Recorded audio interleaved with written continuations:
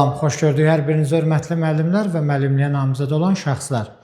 Həmişə olduğu kimi sizə növbəti bir kurikulum sualı təqdim edirəm. Bu sual situasiya şəkilli sualdır. Gəlin əvvəlcə testlə tanış olaq. Hər biriniz testi dayandırıb oxuyub daha sonra izahımıza baxa bilərsiniz. Müəllim riyaziyyat dərsində əvvəlcə şagirdləri aktivləşdirmək üçün qısa bir problem qoydu. Əgər sən bir mağaza sahibi olsaydın, gəlirini artırmaq üçün hansı üsullardan istifadə edərdin? Şagirdlər bu suala maraqla cavab verirlər və cavabları müzakirə edirlər. Verilən situasiyada müəllimin fəaliyyəti ilə bağlı hansı əsaslandırma doğru deyil?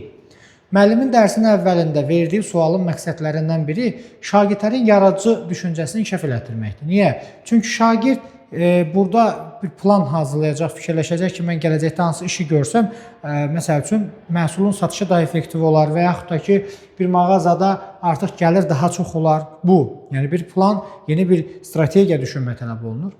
Şagirdlərin sualı maraqla qarşılamasının səbəblərindən biri müəllimin bu sualı həyatla əlaqəli şəkildə verməsidir. Bəli, belə tipli suallar şagirdlərə daha çox maraqlı gəlirlər. Bir növ özlərini həmin situasiyanın içində görə bilirlər. Bu maraqlı suallar hesab olunur uşaqlar üçün.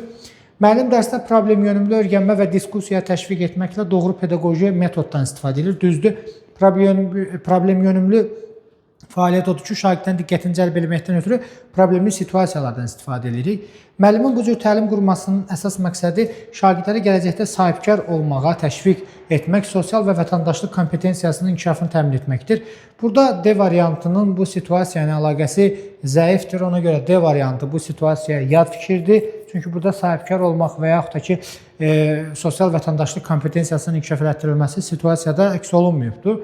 Situasiya əsasən demək olar ki, müəllim həmçinin şagirdlərdə strateji düşünməsinə şərait yaradır. Strateji düşünmə nədir? Şagirdlər gələcəklə bağlı planlar quracaqlar, fəaliyyətlər eləyəcəklər ki, gələcəkdə biz nə edə bilərik ki, belə deyək də, gəliri artırmaq üçün hansı üsullar istifadə olunsa daha yaxşı olar. Ona görə strateji düşünmə bacarıqları da formalaşdırılır və testin doğru cavabı D variantı oldu. Ümid edirəm ki, hər biriniz bu sualın doğru cavabını verdiniz.